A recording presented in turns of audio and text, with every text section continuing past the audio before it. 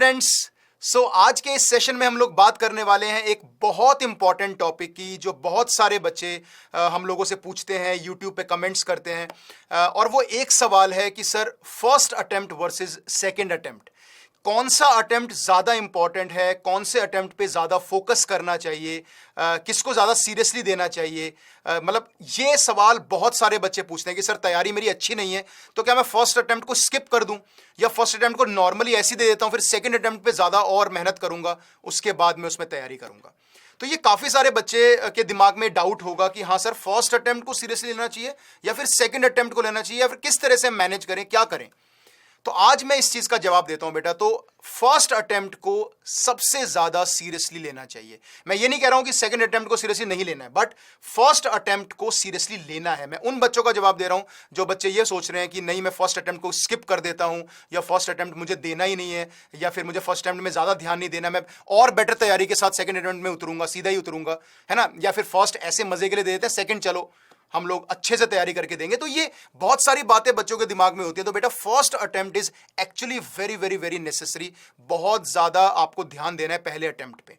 और मैं ऐसा क्यों बोल रहा हूं कि इसके जो रीजंस हैं वो मैं आपको बताना चाहता हूं। अगर आप फर्स्ट अटेम्प्ट को इतना सीरियसली नहीं दोगे, आप बहुत ज्यादा तैयारी आपने नहीं कर रखी, आप बहुत कैजुअली दोगे, या ज्यादा तैयारी नहीं है आपकी और आपने मेहनत भी ज्यादा नहीं करी और फर्स्ट अटेम्प्ट ऐसे ही दे रहे हो, तो सेकंड अटेम्प्ट पे आपके ऊपर बहुत ज्यादा प्रेशर आ जाएगा और इफेक्टिवली आपके पास एक ही अटेम्प्ट होगा परफॉर्म करने के लिए। तो आप चाहते हो कि जो आपको जेईई मेन में 2 चांसेस मिले हैं, आप उसे कन्वर्ट करना चाहते हो, या वाकई में उसको एक अटेम्प्ट में बनाना चाहते हो।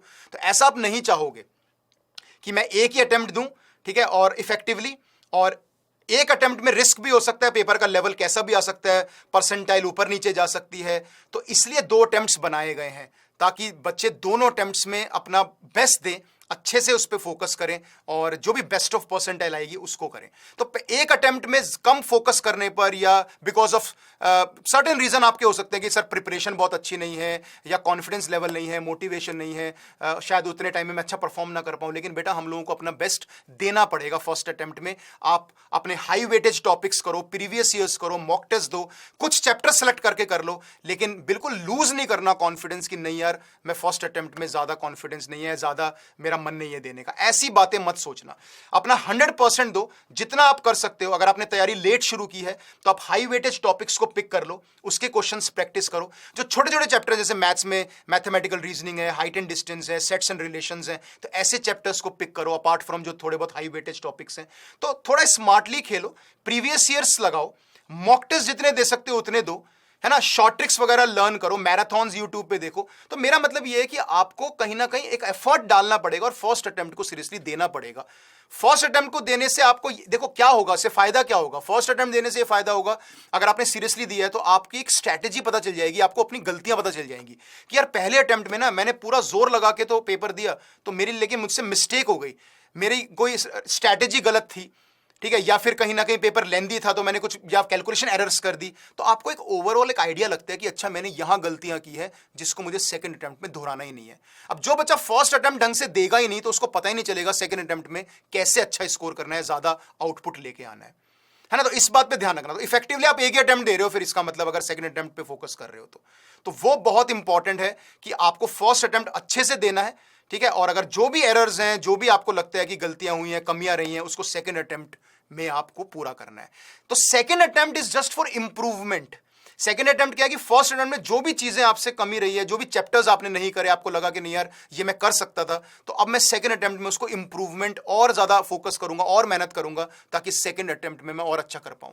पर फर्स्ट अटेम्प्ट में हमें रियली फोकस करना है, क्योंकि फर्स्ट अटेम्प्ट में अगर आप एक डिसेंट स्कोर भी करते हो तो आपके ऊपर से एक प्रेशर हट जाता है जो सेकंड अटेम्प्ट में आपके ऊपर आने वाला है। क्योंकि फर्स्ट अटेम्प्ट में अगर आपने अच्छे से तैयारी नहीं करी, सीरियसली होकर नहीं दिया, तो सेकंड अटेम्प्ट में बहुत प्रेशर आएगा, और उस प्रेशर में कितने मार्क्स आएंगे, कितनी परसेंटेज आएगी, हम लोगों को नहीं पता। तो फर्स्ट अटेम्प्ट में अगर आप पूरा अपना हार्ड वर्क करते हो, पूरा अच्छे से अपना इनपुट देते हो, तो जो भी परसेंटाइल आती है, लेट्स से एक डिसेंट परसेंटाइल भी आती है, तो एटलीस्ट आपको पता है कि यार चलो ये परसेंटाइल है, मुझे ये कॉलेज मिलेगा, अब मुझे और बेटर करना है और अच्छे से तैयारी करनी है।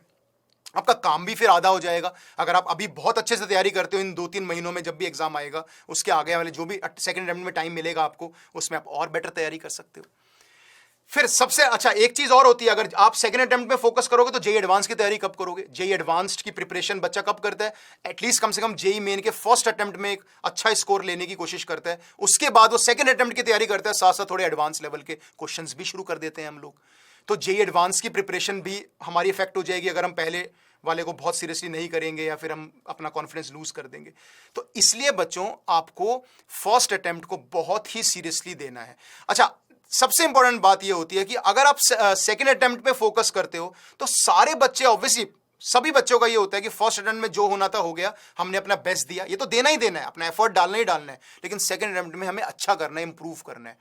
लेकिन सेकंड अटेम्प्ट में बच्चों कंपटीशन भी इंक्रीज हो जाता है।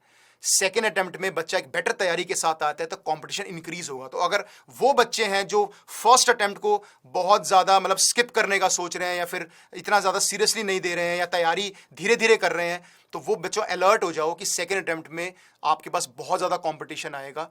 तो आपको फर्स्ट अटेम्प्ट में जितना आप स्ट्रैटेजिकली कर सकते हो, जैसे मैंने बताया हाई वेटेज टॉपिक्स कर लो और कुछ ऐसे टॉपिक्स कर लो जो आपके वेटेज उनकी जिसमें एक एक क्वेश्चन ही आता है, लाइक जैसे मैंने बोला आपको स्टैटिस्टिक्स हो गया या रीजनिंग हो गया, है ना, या फिर आपका height and distance set relations हो गया, मैथ्स की अगर मैं बात कर रहा हूँ, तो ऐसे चैप्टर्स भी करके जाओ, अपार्ट फ्रॉम थोड़े हाई वेटेज करके चले जाओ।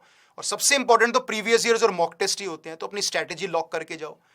तो अगर आप इतना एफर्ट नहीं डालोगे तो सेकेंड अटेम्प्ट में डेफिनेटली कॉम्पिटिशन इंक्रीज होगा और फिर वहां पे गड़बड़ हो सकती है परसेंटाइल में।